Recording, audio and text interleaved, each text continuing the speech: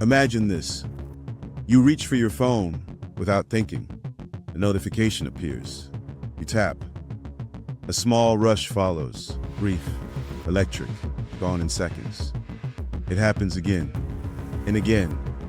The pool's quiet, almost invisible. Yet, over time, something shifts inside. The things that once held meaning begin to feel distant, muted, less alive. This is not about weakness. It is about a system engineered to exploit a chemical that has guided human survival for millennia. Dopamine. Once released in careful measure, for the hunt that ended in food, for the bond forged through shared effort, for the slow mastery of a skill, it now arrives in engineered bursts. Cheap, constant, stripped of context. The architecture is deliberate. Pull to a rush mimics the lever of a slot machine. Infinite scrolls erase natural endings.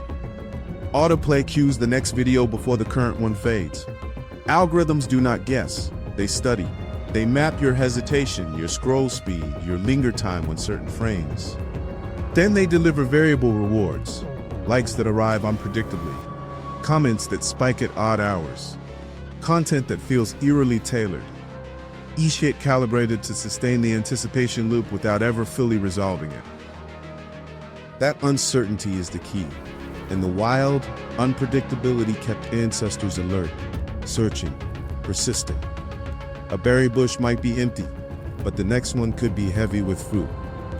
Here, the bush is bottomless. The cost is only attention, only time, only the quiet erosion of presence. The adaptation is subtle at first. Days pass where the brain's reward baseline quietly lowers. A sunrise without music feels insufficient. A meal without a screen seems empty. Conversation without the safety net of quick replies grows awkward. The nervous system, tuned for scarcity, now navigates abundance and finds it wanting. Patterns surface slowly. Focus splinters. The mind drifts after minutes instead of hours. Deep work, the kind that once produced satisfaction through sustained effort, becomes almost physically uncomfortable. Procrastination is no longer mere avoidance. It is aversion to the low dopamine state required for frictionful tasks. Relationships thin, not through dramatic rupture, but through accumulated micro-absences. Eyes on screens during dinner, half-heard stories, postponed intimacy. Sleep phrase.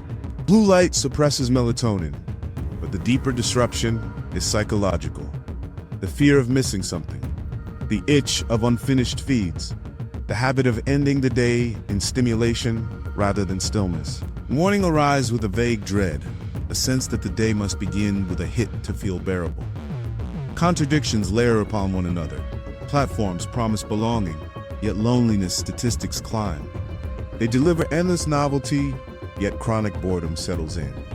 They market mindfulness apps, productivity, timers, focus modes, tools to counteract the very environment they create. Each contradiction points to the same quiet truth. The system is not broken. It is working exactly as designed.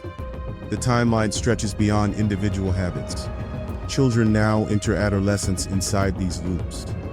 Their developing brains encounter variable rewards before they have built robust internal motivation. Curiosity, once a slow-burning drive toward understanding. Shortcuts to quick answers. Viral summaries, bite-sized explanations. The muscle for tolerating uncertainty, at the heart of creativity, science, art, weakens early. Over decades, the cost compounds. What begins as fragmented attention becomes structural. Shorter books unread, conversations unfinished, projects abandoned at the first plateau. Ambition narrows to what can be achieved between notifications. With the capacity to endure discomfort long enough for insight to arrive atrophies. Meaning, once cultivated through persistence, now competes with instant gratification and loses. No single company set out to hollow experience. Each optimizes for a narrow metric: time on platform, ad impressions, user retention. The collective outcome, is an incentive landscape where easy dopamine outcompetes the slower, effortful varieties that once anchored identity and purpose. And the question lingers, heavier with time. If the machinery captures attention this precisely, what else does it quietly harvest? Original thought? The patience for nuance? The willingness to remain in ambiguity until something true emerges? Pause here. Notice the impulse stirring now, to check, to scroll, to escape this very reflection. Feel it. Where does it sit in the body? What does it promise if you obey? The cycle is not unbreakable.